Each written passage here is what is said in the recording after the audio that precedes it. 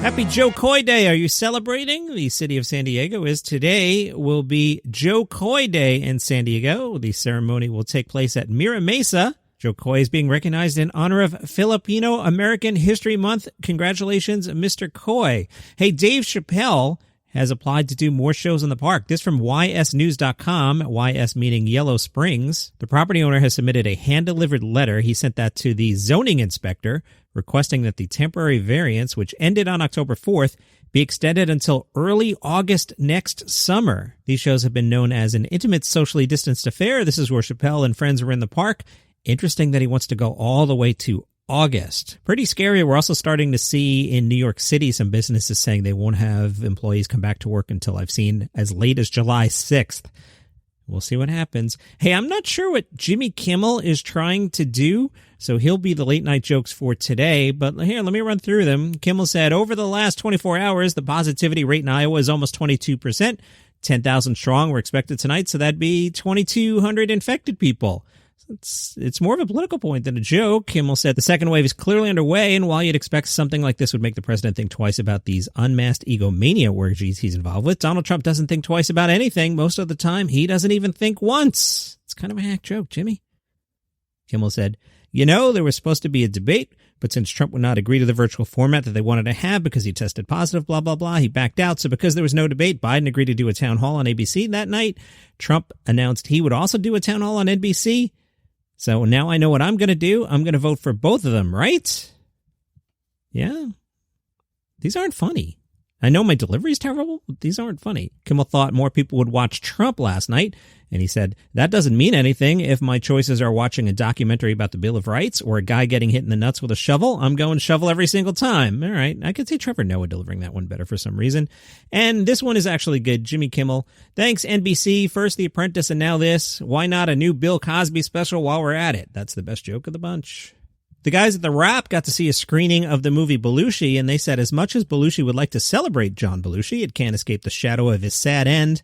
Not that it even tries to do that. They say what Belushi does offer is a fair number of delicious clips, among them Belushi's auditions for Second City and SNL, that's cool, and lots of audio interviews with his friends, colleagues, and family members, including Dan Aykroyd, Jim Belushi, Lorne Michaels, Harold Ramis, Belushi's wife Judy, and many more. Those interviews are more than 15 years old, but that doesn't hurt the film, they say, because they're telling a story that goes back further than that, and because the timing allows Belushi to include comments from now-deceased friends like Carrie Fisher and Penny Marshall, but the interviews are also preserved on lo-fi recordings of telephone conversations, which isn't a problem for oral histories like Colby's book, but can be a distraction on the film. The Hollywood Reporter says animation sequences fill in some of the early years of Belushi's life, and his spiral into addiction is discussed at length. Lorne Michaels, talking about Belushi's behavior starting with the show's second season, says he was testing all his boundaries at that point.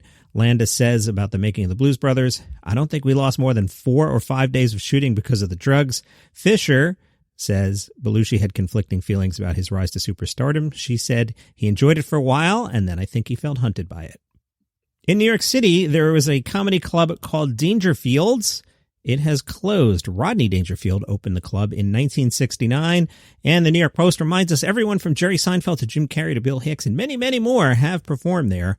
On the website, the club's management announced, with great sadness, after 50 years of continuous operations, we'll be closing our New York City venue effective immediately. It talked about the state of New York and New York City's COVID-19 lockdown. You can't have a comedy club. We've talked about other comedy clubs going outside. The organization promised it would rebuild the iconic comedy club and continue to produce the funniest comedy shows the world has ever known. The future location may be brand new, but we will make sure it still reclaims that classic Dangerfield's look and feel. No timetable on that. So my take, I'm sorry anyone has lost their business, and I love Rodney Dangerfield's comedy. I'm not sure Dangerfield's ranked as a comedy club in New York City any time in the recent past. It just, if you think of the hot spots, and you got things like The Cellar and Gotham and Caroline's and Stand Up New York, I don't know if you get to Dangerfield's on that list. It existed. It was around for a long time. Not sure it mattered. Sorry, everybody. Adam McKay is making a new comedy, this via Insider. The movie will be released through Netflix, and it follows 2 astronomers who try to warn the world that a giant meteorite will destroy Earth in 6 months. Jennifer Lawrence and Cate Blanchett will be your stars. Adam said, I think, God almighty, do we need laughter right now.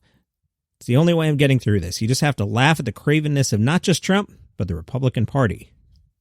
And if you think it's a slow news day, and you think I Googled Ricky Gervais to see what came up, oh, you're right. From hello.com, inside Ricky Gervais and Jane Fallon's neon pink kitchen. Yeah, we're really going to do this on a weekday. It's been a slow news week, and it's a slow news day. Hello tells us Ricky Gervais and Jane Fallon have the most incredible kitchen. Jane, who's been in a relationship with a comedian since '82, shared a snapshot on Twitter this week, giving fans a glimpse inside their very vibrant living space. In the photos, we see the new cat. Jane said, I bought pickles, some new bowls, so everything she had wasn't a hand-me-down, and they just happened to match my kitchen beautifully.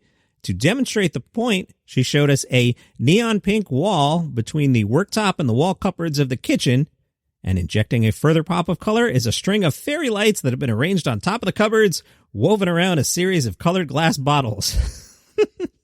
Placed on top of the white worktop are a variety of appliances, including a chic chrome toaster, a radio, a blender, and a sleek black coffee machine. Tea towels, including one featuring a moose print, are also visible. That is your comedy news for today. You can subscribe in all the usual places. Appreciate a retweet on social media now and then is really cool. Tomorrow we'll take a look at comedians making fun of Donald Trump. Sunday will be a normal episode, and I will see you then. Thanks.